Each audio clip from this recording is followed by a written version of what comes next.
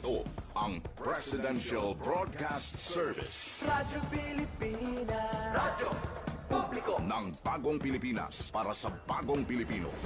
Naghahatid ng mahahalagang balita at impormasyon na guugnay ng pamahalaan sa sambayanan. Tulay sa himpapawid ng serbisyo publiko. Radyo Pilipinas. Radyo Publiko. Ang boses ng Pangulo. Sa Iloilo, Radyo Pilipinas. 585 AM. Philippine Standard Time, alas 10:03 sa aga.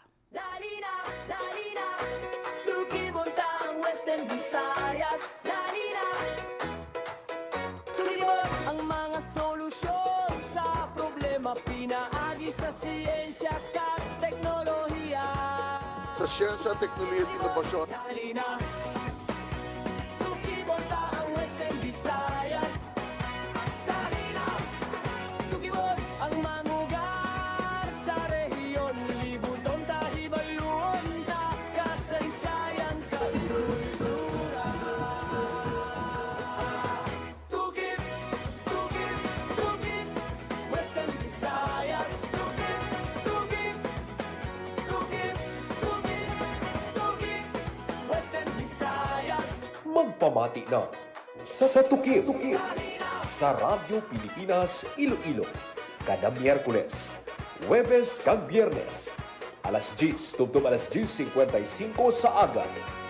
Tukib Dali na Tukibonta ang Western Visayas. Dali na Tukibonta ang Western Visayas. Mabuhay Pilipinas, mabuhay Western Visayas. Ang mga Mayong aga Luzon, Visayas kag Mindanao, live nyo kami nga mabatian sa 585 kHz sa lilisuan sang inyong mga radyo kag sa Radyo Pilipinas Iloilo Facebook page. Visayas. Dali na Tukibon ang Welcome sa panibago naman nga edisyon sang programa Tukib, ang Science and Tourism Program sang Radyo Pilipinas Iloilo. Ako ang inyong mangin kaupod, Hope Torrechante. Western Visayas. Tukib, Western Visayas. Aton nga libuton, no? Ang Western Visayas, especially ang mga lugar, no? Ang mga problema nga kinahanglan solusyonan sang siyensya kag teknolohiya. Subong nga adlaw mga kaabyanan, no? TGIF, thank God it's Friday. Subong nga adlaw, Biyernes kita, no? Pebrero 27, 2026. Tukibon ang mga solusyon sa problema. Ibaloon nato ng pinaka-latest sa Western Visayas.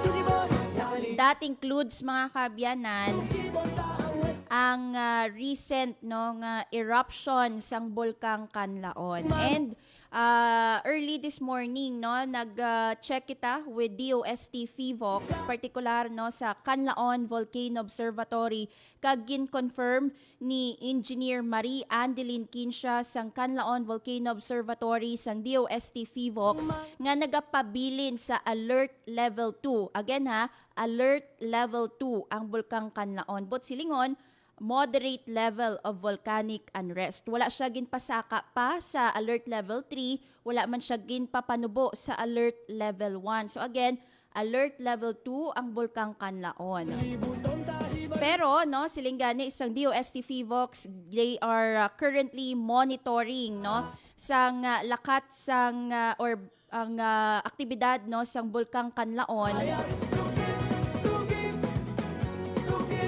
Kaya gina-check nila ang mga parameters kung bala posible no nga ipasaka or escalate ang alert level status ng bulkang Kanlaon.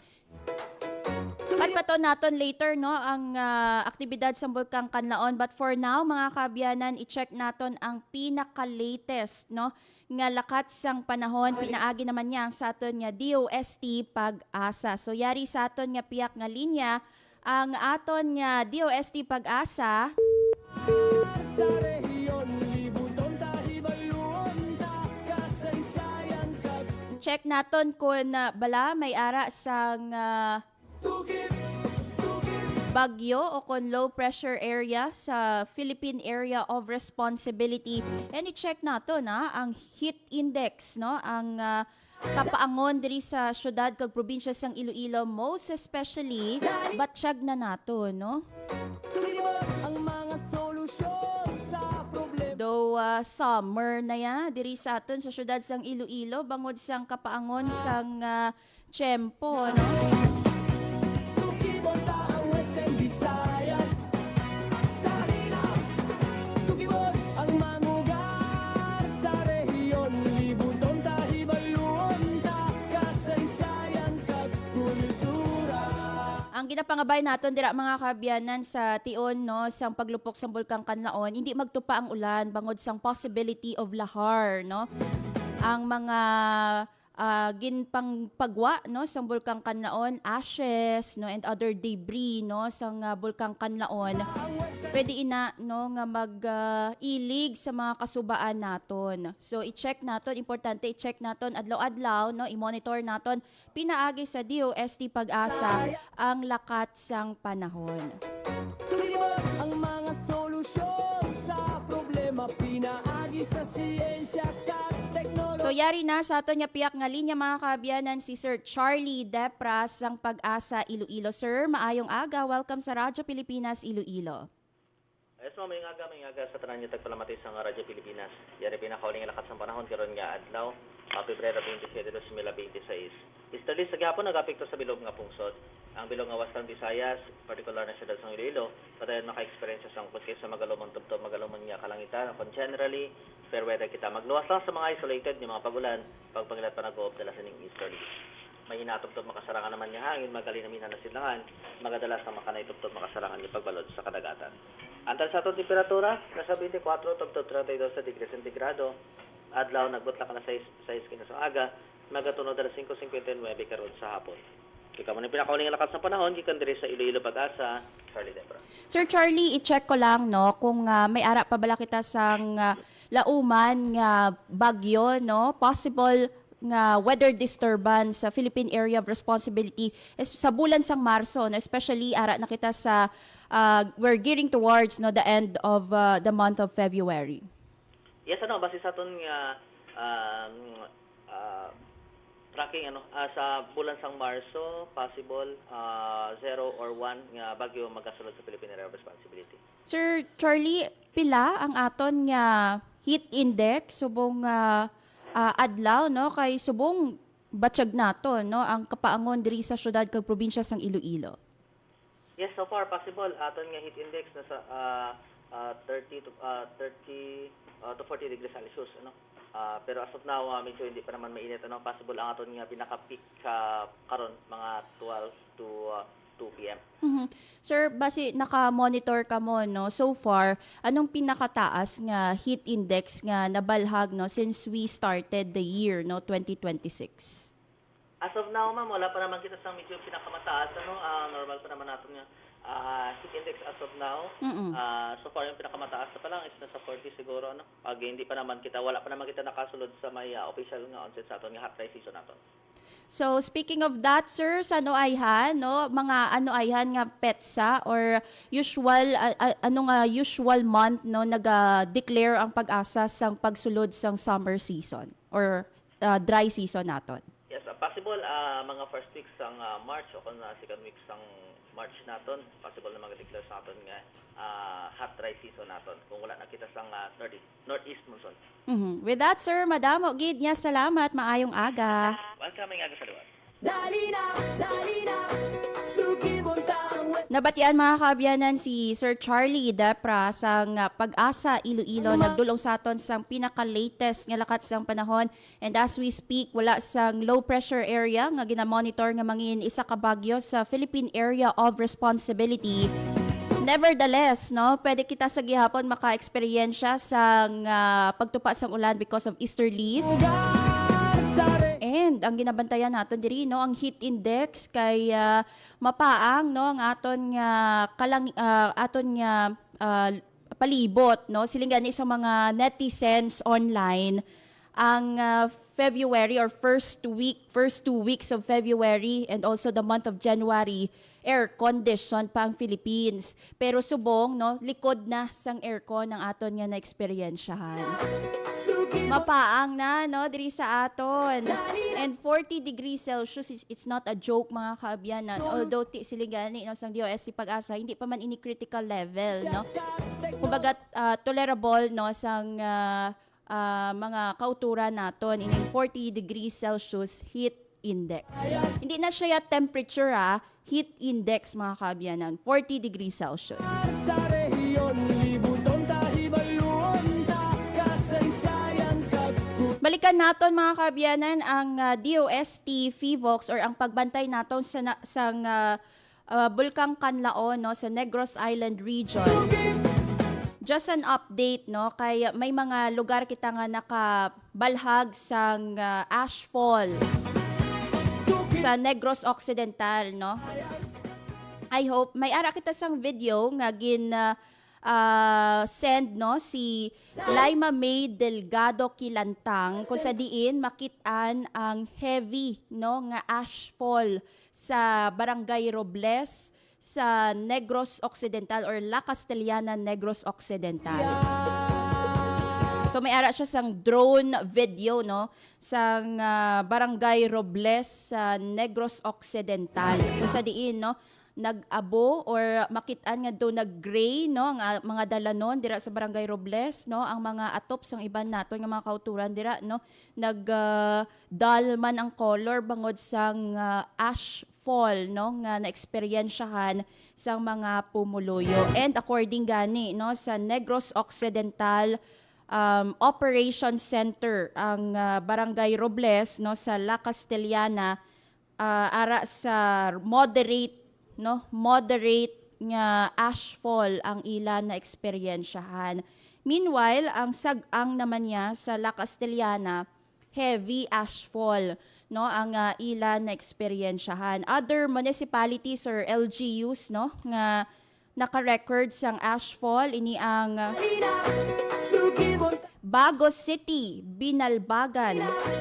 Sa Binalbagan ang San Jose and San Juan nakabalhag sang ashfall, light to moderate na iya. Sa La Carlota City ang Barangay Araal which is malapit no sa Bulkang Kanlaon naka-eksperyensya sang sulfuric smell. Light ashfall naman sa Barangay Yubo sa La Carlota City. Ang iban pa nga LGU sa ang Moises Padilla, Hinigaran, no, Isabela, ang San Carlos City, ang Kudkod no may light ashfall, ang Pontevedra, Himamaylan, Kabangkalan no and ang La Castellana sa Negros Occidental. Ini ang mga LGUs no mga kabyanan nga malapit or ara sa tiilan sang Bulkang Kanlaon. So again, we have to reiterate no nga ang Bulkang Kanlaon ara sa alert level 2 o kon moderate level of volcanic unrest. ang mga solusyon sa problema pinaagi sa siyensya. So ang aton nga civil defense and other government agencies no naga-remind sa mga pumuluyo nga likawan ang 4-kilometer permanent danger zone.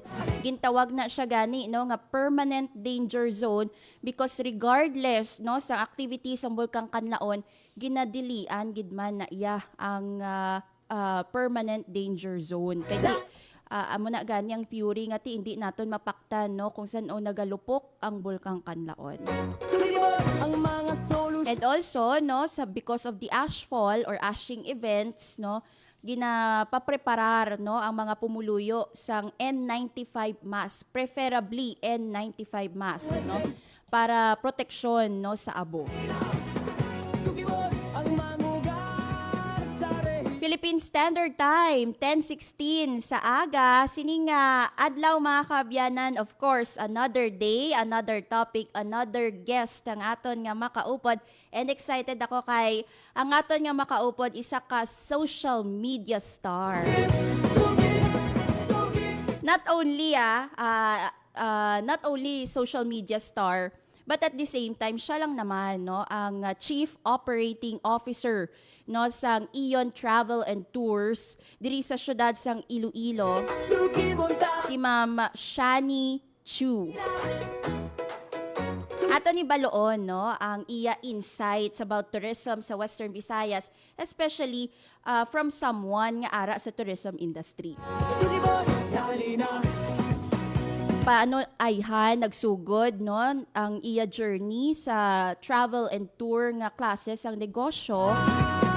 Anong mga tips, no, travel tips or travel trends nga iya ma-share online diri sa aton nga programa, especially for those nga gusto mag DIY, no, gusto mag travel on a budget, no, o kung gusto nga mag-try sang something new.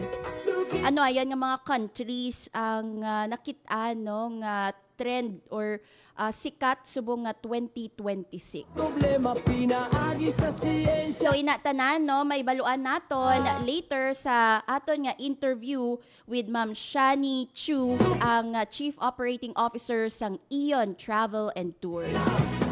Philippine Standard Time 10:18 sa aga. Sa aton nga pagbalik makaupod na naton si Ma'am Shani Chu diri sa programa Tukib. Time to celebrate kulturang Pinoy. Tradisyon, musika, sining, literatura at iba pa. Anything and everything fun and Filipino. Ito ang Pinoy Kultura. There was a time when going to the wet market, we had a durable and dependable companion, always by our side. The Bayong. It is a kind of bag that is originally and proudly Philippine-made. Ginagamit natin ng madalas simula pa ng Spanish era. Our resourceful ancestors used dried leaves and wove them into bayong bags. Ang mga traditional bayong ay gawa sa buri leaves in the Visayas at pandan leaves naman sa Luzon. But these days, the materials used for making it vary from plastic to other organic materials. Ngayon, mukhang sikat na naman ang bayong bags, nationally and internationally. It was seen on New York Times Square billboards during the 2022 New York Fashion Week. Pero kahit naging sikat na fashion statement na ito, ang bayong, bit-bit pa rin lagi ng tita ko tuwing siya'y namamalengke. And why not? It's so convenient to use and an environmentally friendly alternative to plastic shopping bags. Kaya't siguruhing may bayong na nakatabi para sa mga pinamili. Yan ang Pinoy Kultura because our culture is cool.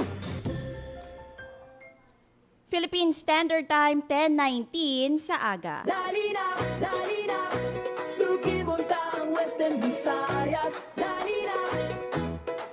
Sa gyapon mga kaabyanan, ini ang programa Tukib, ang Science and Tourism Program sang Radyo Pilipinas Iloilo. And ari na, makaupod na naton ang akon gina-follow, no? Ang akon gina-lantaw-lantaw online. Siya ang isa sa mga Ilonggo vloggers, no, nga ginalantaw ko kay very informative ang iya nga mga content.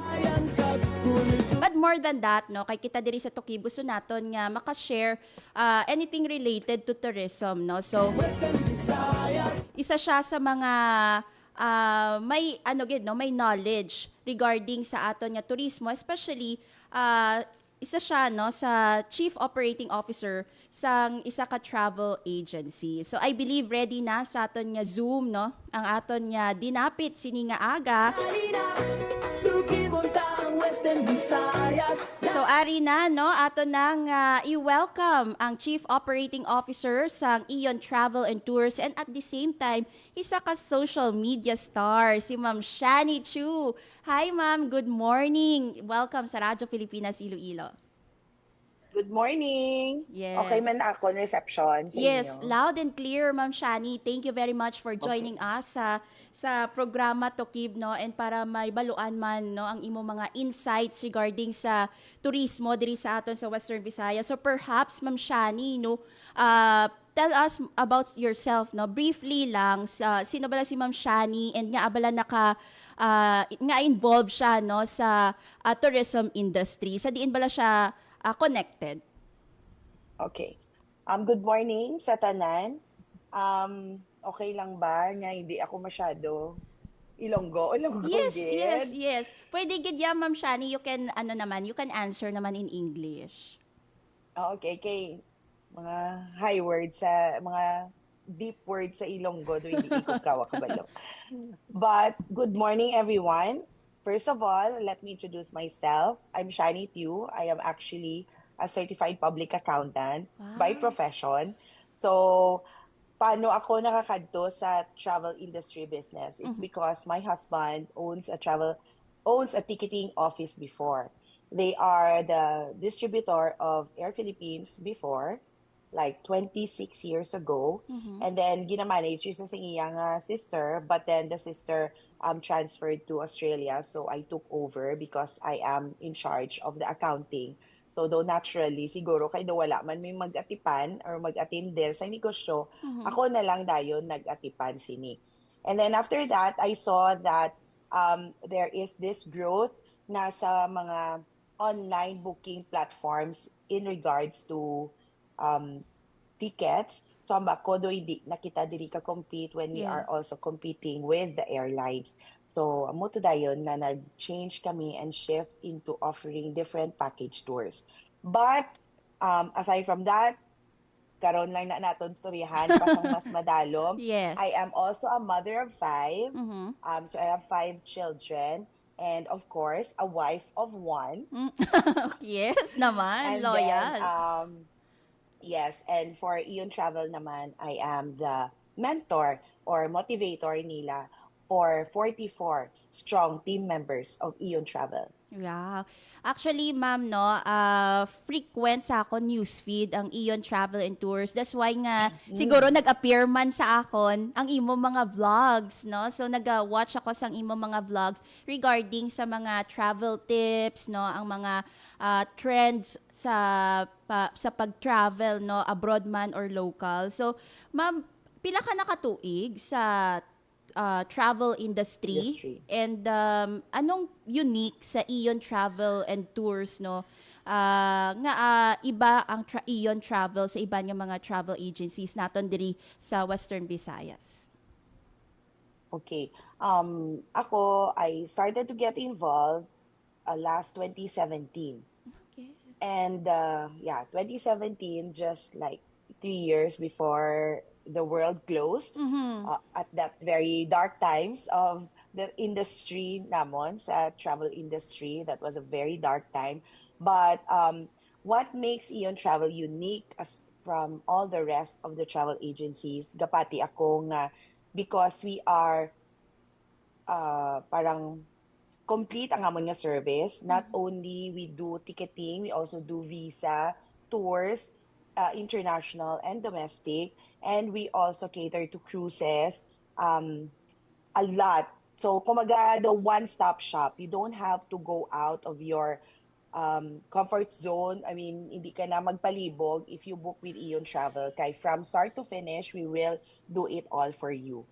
So, wala labot sa inyong ticket. We also take care of your visa if you want us, and also travel insurance, everything that you can think of relating to travel, we can do that for you. And aside from that, ang pinaka-unique niya sa amon, long time ago, before all the other travel agencies are offering installment payments, Ion Travel lang gid sang una ang nag-offer sang installment payments sa tanan nga mga, para sa amon nga mga travelers. Because I am a mother of 5, so big family kami whenever we travel. So personally ako, nabudlayan ako mag-avail sa mga tour packages kay tungod nga, syempre it's going to always be times 7. So if the package costs 40,000, times 7 siya dayon. And mabugat siya kung one time mo lang siya bayaran. Yes. So I thought of a way that we can parang help out, especially the families, na pwede lang sila kabayad daw 10,000, tapos the rest of the payment, it's going to be in installment. So parang hulug-hulugan or layaway until the day that you go. So pagkalakat mo, wala ka na kinahanglan sang bayaran mo naman ang next na mga travel. For sure, because if you book with Ion Travel, you'll always think of where to travel next. Wow, do kumbaga addiction na naiya Ma'am Shani, no? Yes. Kay once nga maka-travel ka, hindi na maguntat ya sige-sige na, no? Yes, and because of the easy installment payment, Yes, because of the oo. easy installment payment option, until now, ginaubra giniin namon. Yes, no. Kumbaga, you're making travel budget friendly, especially ang inyong mga clients, some of your clients, students, no, Ma'am Shani? Yes, we also do that, educational tours. Yes. Ma'am Shani, you mentioned about the pandemic, no? Paano ka mo naapektuhan, no, sa pandemic, and paano ka mo naka-bounce back, no, sa COVID-19 global pandemic? Okay. At that very sad point in our lives, well, sadly, we closed our SM City na physical store Mhm. because we only focus sa amon nga head office. So we have a separate head office. So dito na lang kami nag-focus. And from parang 38 kami to before the pandemic, ang nabili na lang sa amon are just 2 people plus me. So tatlo na lang kami nabili. The 2 personnel namon is basically in charge of just answering calls from our clients so that hindi sila ma-feel na nadula kami sa ere. Kasi syempre mga refund bala for the airlines. So we just want our clients to feel secured na ari man kami dihi hapon. So what we did was ang iba namon nga mga key people, mga managers, mga supervisors, we transferred them to our other companies as well because Ion Travel is just part of the Ion group of companies. So we have other businesses na hindi affected sang global pandemic. So ginpahulam anay namon sila dito, and once the travel industry is back, ginpang tipon ko naman sila liwat, balik na kamo diri sa aton. And I am very thankful because there are just a few of us na from then until now nga ari pa. So it's also a sad thing for the industry kay damo man nga mga travel agency nga nag-give up kag nag-close na lang sila during that time. Pero since kami ang nabilin, we were able to handle man ang iban nga daw ano to man daw may isang 2022 daan daw grabe gid ang pagbalik sang industry.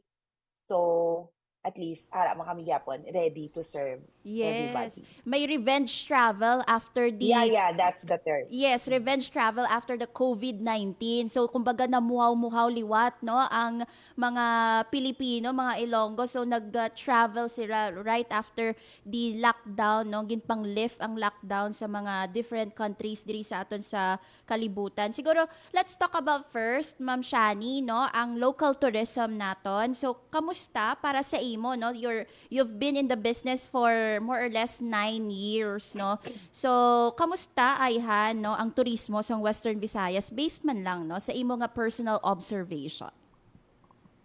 Okay. So, 26 years na actually in Ion Travel. Wow. But, yes, 26 years. And then, pero ticketing office siya before. Mm. So, nag-change lang kami product lines ng 2017. Yes. And then, with regards to Western Visayas tourism or domestic tourism, before COVID, sa tuod lang, wala gid kuya nagabaligya sang domestic tourism. Kay daw feeling ko, daw wala siya market. But, during COVID, since wala man sang international flights, dito nag-open ang ako nga eyes for the opportunities sang domestic tourism naton. And damo gidjagili ang gusto maglagaw sa Pilipinas. Kag damo pagid siya opportunities for the travel industry because there's always the LGUs, there's also the education, and a lot more. So every region sa aton nga country, we have so much things to offer. But to focus more on Western Visayas, ako niya diri, I'm very thankful kay no awardan kita sang UNESCO Gastronomy because it really kicked off and helped us a lot here sa Iloilo in particular with regards to our tourism. Believe me, every week may ari gid kita diri sang mga nagalagaw. Bus na iya ha, nga nagalagaw diri sa Iloilo. Hindi niyo lang guro ma-feel kay they're going around, usually carousel type siya, pero kadamo gidya sa nagalagaw diri sa Iloilo. Not only sa mga LGU or education, but also for what we call FIT, mga family travel or group of friends, pero grabe gid ang pag-boom sang tourism diri sa Iloilo. Yes, I can attest man no, Ma'am Shani, because before ang amon nga office ara da sa lapit lang sang City Hall, and may makita kami na iya nga mga buses no to sa mga turista nga nagapanaog anay magpa-picture sa mga museums no, kay especially may ara sang economic museum dira sa may City Hall Dampe, and also the Maritime Museum no sa may Aduana, and also the Sunburst Park no sa Kilid. So makita gid naton nga damo no mga dalagkuan nga buses ang naga-stop over dira nga area. But Ma'am Shani no, sa imo nga paglantaw or sa inyo nga mga inquiries nga nababaton, ano ang mga lugar no diri sa aton sa Region 6 nga permi no may booking sa inyo no, or ang ginapadulungan sa mga clients ninyo? Well, of course, since Iloilo City ang may international airport, first gid ya Iloilo, then Guimaras, and Isla Gigantes. Hindi na naton pagbutang sa picture ang Boracay. Yes, Well, oo. Boracay is also part of Western Oo. Visayas, but usually trio gid ni Mhm. Iloilo, Isla Gigantes, and Guimaras. Mhm. And also, sometimes if they have more than enough time for them na pwede nila maalat sa ila pagbisita diri sa Western Visayas, naghahapit sila sa Bacolod kag dito na sila nag-exit. Mhm. Pero sa imo ma'am no, anong mga underrated nga mga lugar diri sa Western Visayas nga dapat mangin part gid ya sa mga tour packages naton para sa mga turista naton nga nagakadto no sa Region 6? I would have to say Antique gid ya is the most Yes. underrated destination diri sa Western Visayas or sa Panay Island naton. Mhm. Kanami gid ya sa Antique, they have beaches, they have mountain ranges, katugnaw didto, daw Tagaytay siya, pero do hindi siya bala magahod. Mhm. Even when we go out to promote our country, we're representing Western Visayas sa iban nga lugar. So, Mhm. katuman kami sa Japan, sa Korea to promote our place. Ang makilala lang gid nila yan sa tuod lang for Western Visayas is Boracay. And Yes. wala na sang iban. Oo. So, that's a very sad reality. And it's going to be a challenge not only for us, na travel agency, but also for the LGU as well. And with the help na pagid sang Department of Tourism naton. Mhm. Even if you look at the data man ma'am no, ang Boracay gid ya ang may pinakataas no nga tourist arrival sa Region 6, and kumbaga dako gid yang abanse no sa Boracay Island in terms of tourist arrival. So perhaps no mangin challenge yun ina sa aton nga mga provinces man no sa Western Visayas para i-promote further no ang ila nga mga ginatago nga mga gems no, kay you know, I agree no ang province of Antique with the tagline nga where the mountains meet the sea, kaya halin gid ya sa dagat as sa kabukiran may mga manami or matahom gid sila yan no nga mga lugar. So ari na kita Ma'am Shani sa pinaka-exciting part no sa aton nga talk no. Let's talk about your industry insight naman ya. Let's talk about kung anong mga cheapest time no para mag-travel, especially sa mga working or professionals naton kay limited ang ilang oras no, kay may mga kinahanglan nila mag-file sang leave no. Sa ano ba lang ang mga bulan sila pwede mag-file sang leave kay amo nang pinaka-cheap no for travel? Siguro balik na doon kung imo nga question. Mhm. Ano ang most expensive month Mhm. na hindi kita dira mag-travel kung we are on a budget? Mhm. Because ang cheapest naman, if we look at that perspective, it's when na low season dito sa destination. Mhm. Yes, oo. So kung for example, Japan is very hot July and August. Okay. So para sa akon, since for me ang akon concept of Japan is cold, it's cool. Yeah. So going there on July and August is not something that I would want. But it's the cheapest sa ila nga part. Kay nobody wants to go there. And it's rain, though mix siya of rain And and hot. super hot, Oo. nga though init-init gid siya. And so, kung ako nag-look for the cheapest option, then that's where I will go. That's the time when I will go. But hindi lang siya mo naka-comfortable. Mhm. So, kung diri naman sa ato na perspective, when it is very expensive for us to go, well, of course, it's Holy Week because everybody wants to go out on a Holy Week. Yes. So, if you are on a budget, try to avoid this time. Kay very expensive gid tanan-tanan. The flights are all full. Kasi for people who can afford, kag wala man sila time, tiyan mo na ang time nila maglakat. Mhm. And also, try to avoid long weekends. Sorry, Gid, for those who are working. But long weekends are also one of the most expensive na mga na flights. Yes. I'm sure airlines are all aware when the long weekend are. So, during those season, ginapataasan man nila ang ticket. Yes. Ay feeling ko do ako man lang nga time man makabawi-bawi sila. Uh-huh. And also, Christmas is not the good time if you want to go nga cheap lang siya, then it's not the best time. Ang ako niya, ang cheapest would be weekdays gid siya nga travel. But of course, it's not going to be beneficial or okay sa mga naga-ubra kay we have to file a leave nga lawig. Yes. But it's a balance of things na if you want this, then we have to pay more. If you want na barato, hindi kita mag-upod sa tao nga nagalakad. People will always go sa tour Thursday, Friday, Saturday, Sunday. Mhm. So, Thursday, expensive na siya. Sunday nga puli, expensive na siya. Uh-huh. So, ako kung gusto ko makatipid, I would go on a Sunday. People come home on a Sunday, so ako naman ang malakat. Yes. Wow. So, ako naman ang tipid tips. Pabaliktad ka, kumbaga. Mhm. But may advantage and disadvantage, of course. May pros and cons, kids, sa tanan nga mga bagay nga kinana naton pagdesisyonan. Yes. But I wonder, Ma'am Shani, no, kung paano nyo naman sa iyon ginapreparahan ini mga peak season bala, no, kay ti madamo sang naga-travel Holy Week, kay ti amo giniyang longer time nga ti maka-travel sila without conflict, no, sa ila trabaho. For us, industry practice, we are allowed to book tickets 1 year before. I see. So, nag-book na kami ticket 1 year before. We block the seats. Say we buy 40 seats without names. Mhm. And then we will start selling na for the Holy Week.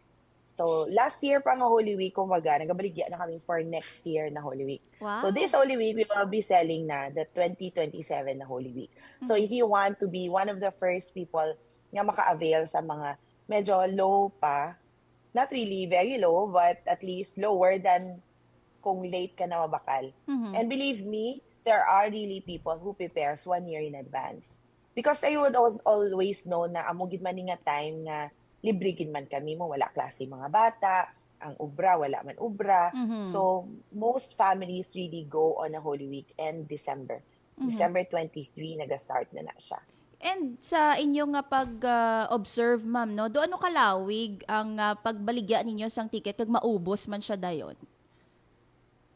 Well, depende man sa destination, kung kag sa price, kag sa promotion. Usually, in a month's time, mapuno man siya if the price is very reasonable. We even have a tour package na 14,800 lang. 2,000 ang down payment, tapos 1 year to pay, ang 12,800. Ano pa? Do pilala na man, 2,000 a month. Di ka lang mag coffee sa saguha. Oo, mag-compromise ka anay sang imo mga ginakabig nga mga luxury sa life. Ma'am Shani, no, subong nga 2026, ano ang mga nakitaan mo, no, nga mga travel trends, no, or mga destinations nga do patok, no, para sa aton nga mga Filipino travelers, and nga aayhan amo ni ang mga preferred destinations? Well, for me, ang pinakapatok gid subong is Kazakhstan. Oh, yes. Kazakhstan. But going to Kazakhstan is very easy because no visa siya for us Filipinos. And it's also equally beautiful. They have winter, they have snow. So, amo na medyo patok siya for Filipinos, given that it's very hard right now to get a visa for Japan. So Kazakhstan is the next viable option. However, going to Kazakhstan now, going to Kazakhstan from the Philippines, in terms naman of flight, medyo challenging siya because there's no direct flight from Manila to Kazakhstan. We have to go through Kuala Lumpur, Malaysia pa. So, ang airfare naman ang medyo may challenge. Oo. Medyo mahal. Kag isa lang ka airline ang nag-offer sila.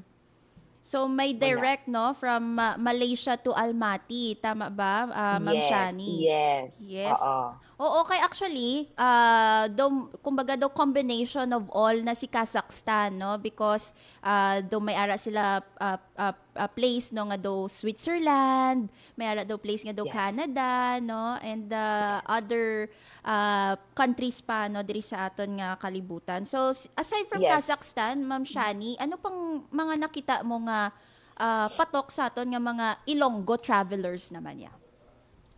If I may add also, patok pa gid subong ang cruising. Yes, oo. Cruising is one of the different holiday, parang how to do your holiday, how to do your tour. It's via cruise because it's very easy, very convenient gid siya. You don't have to pack and unpack your stuff every day to transfer country. Amo na gani hambal sang isa namon ka client, si Nana, si Lyro. You wake up and you're in another country. Yes, oo. Pagbugtaw mo sa aga, bisa nakapajama ka pijama ka pa, ara ka na sa Japan. So cruising right now is very very patok na patok gid siya. Even students can afford to cruise. So it's one thing that we all have to experience. But take note that it is also very, very addicting. Amo gid na yang catch, no? Stress-free gid siya. If you are hungry, you just go out of your room, you eat whenever you want. Kay dala na sa imo ginbayad ang tanan nga pagkaon nga pwede mo kaon.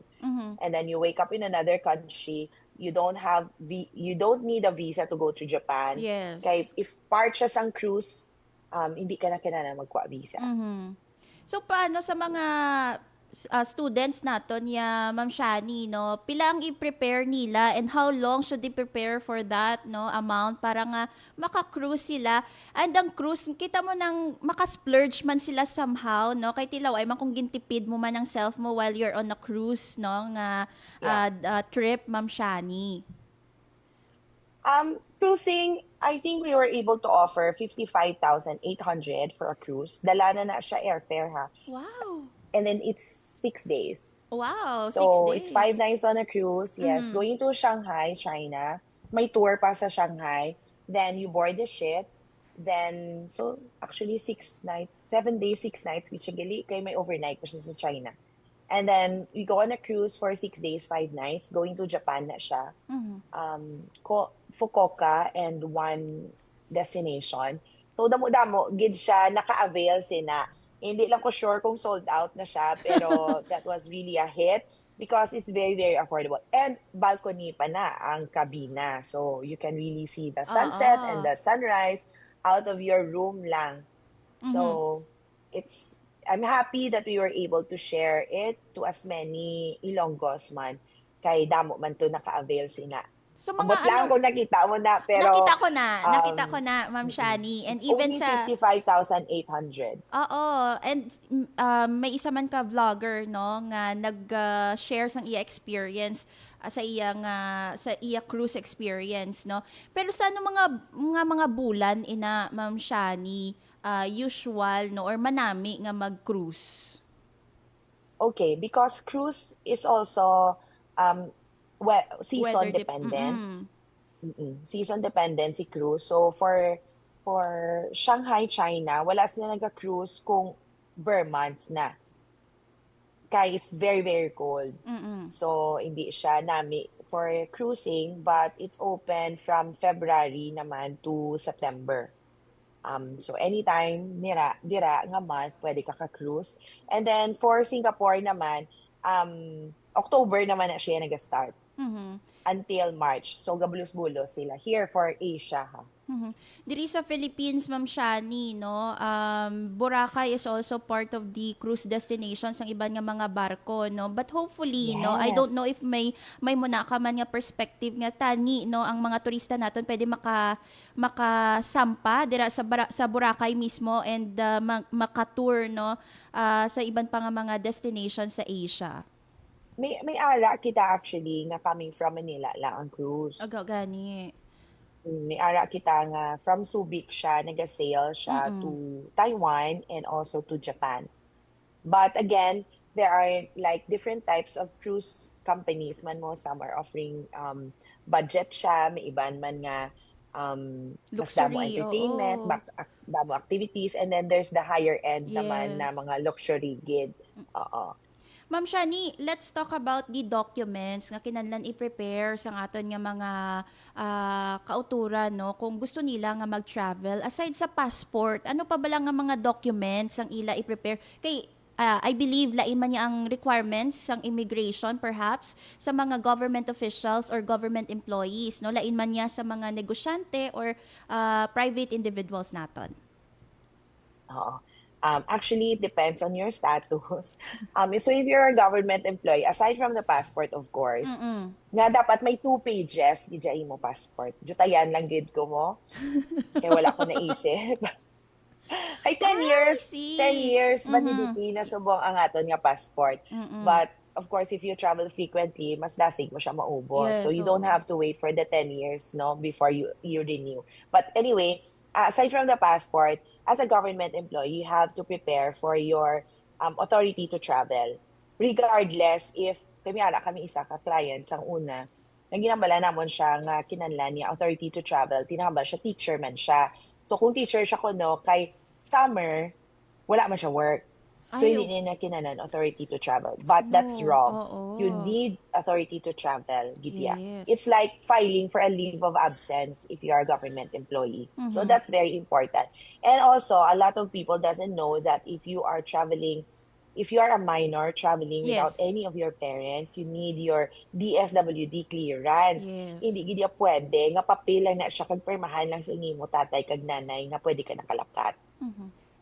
May ana man kamo client actually. Hindi siya naman client ko siya for tours, Mhm. pero for that particular kay Hong Kong man lang. So syempre nagkusa sila, nagkuha lang sila yung ticket online. Oo, nag-DIY lang And then, sila.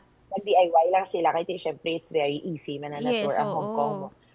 Ticket lang man. Tapos tawag sila sa airport, they cannot go through the process, go through the immigration kay wala sila may kinakaptan nga DSWD clearance. Mhm. Paper lang, letter of consent. So hindi na siya acceptable. And also if employee ka, then you need to really prepare for your company ID,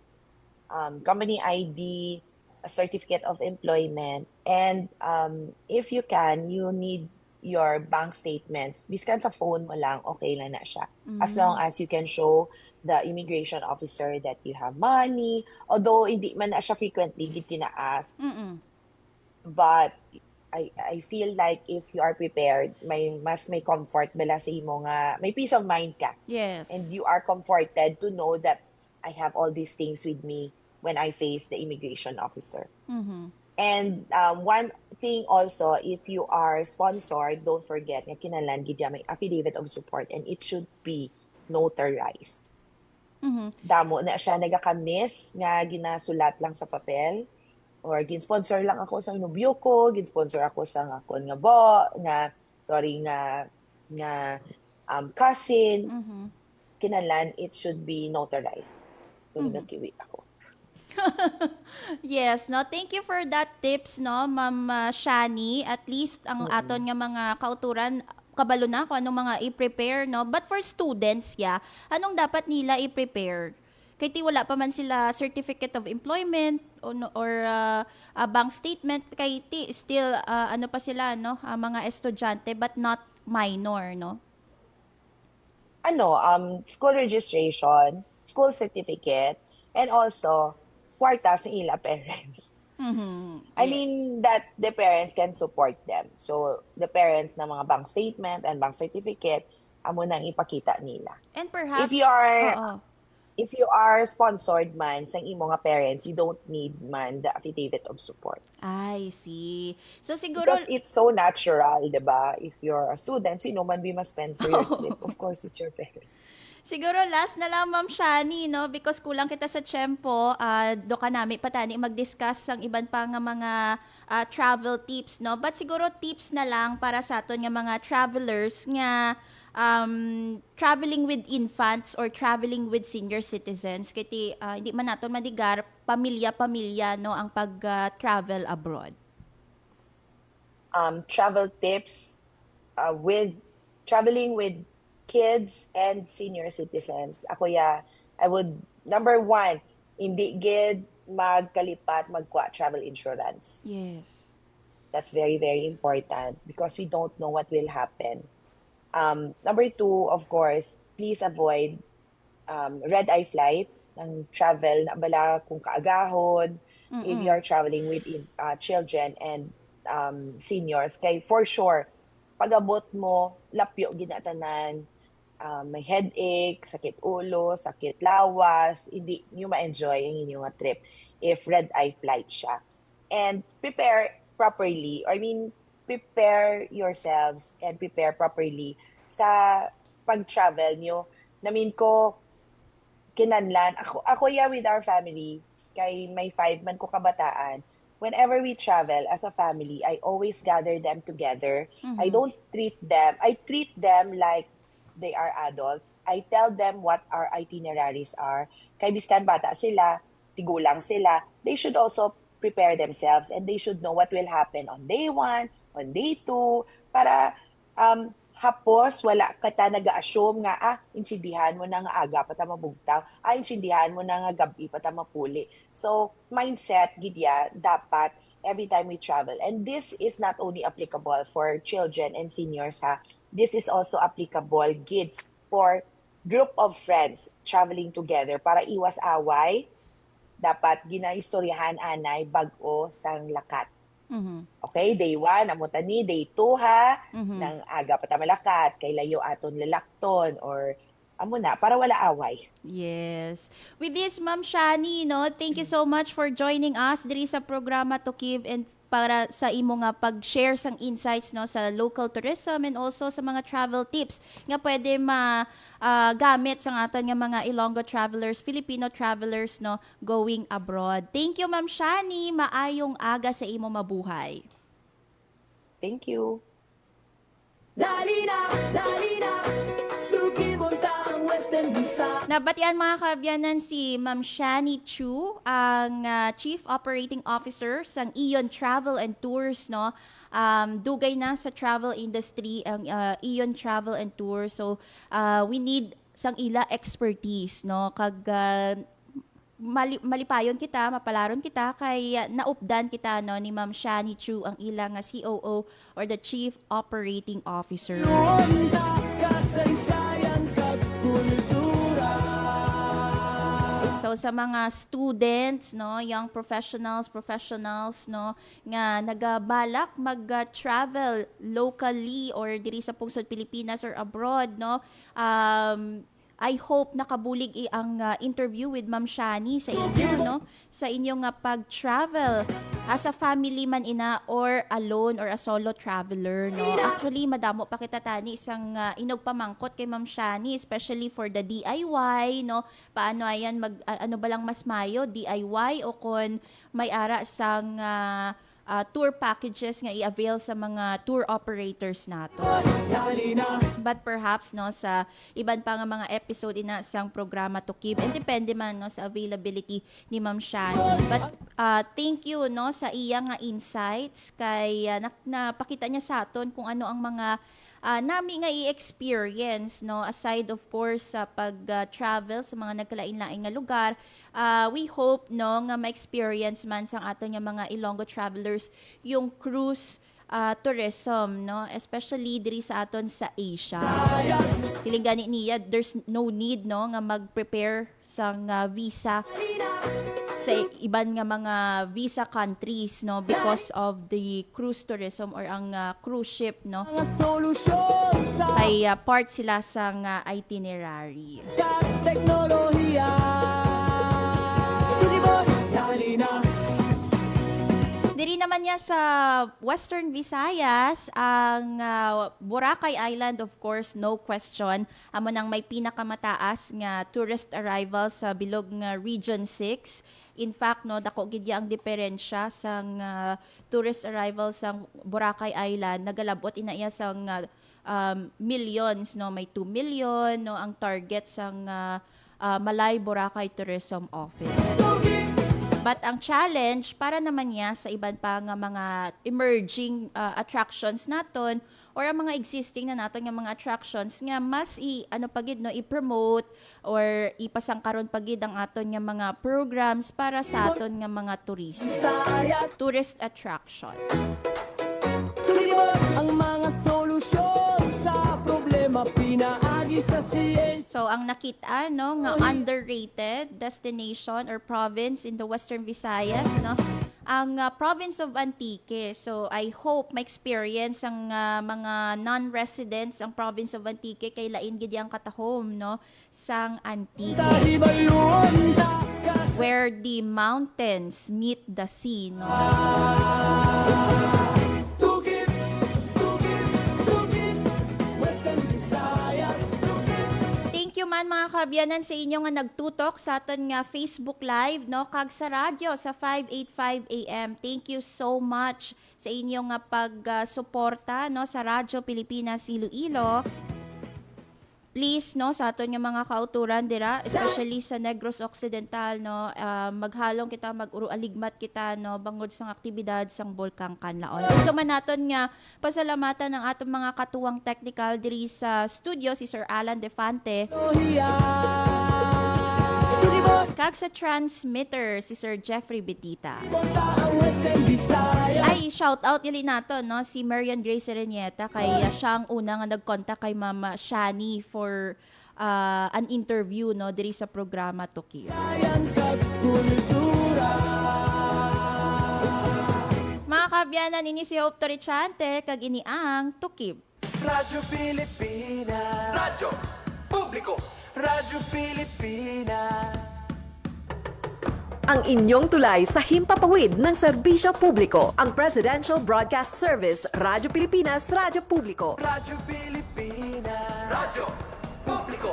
Kinilala ng pang-international at prestigyosong Asia-Pacific Broadcasting Plus Awards 2025 para sa kategorya ng Government Streaming. Ito ay dahil sa epektibo nitong pagsasanib ng mga tradisyonal na media tulad ng telebisyon, radyo at print para masabayan ang mabilis na pag-inog ng mundo ng digital at social media tungo sa mas epektibong paghahatid ng mahahalaga at napapanahong mga impormasyon sa mamamayang Pilipino.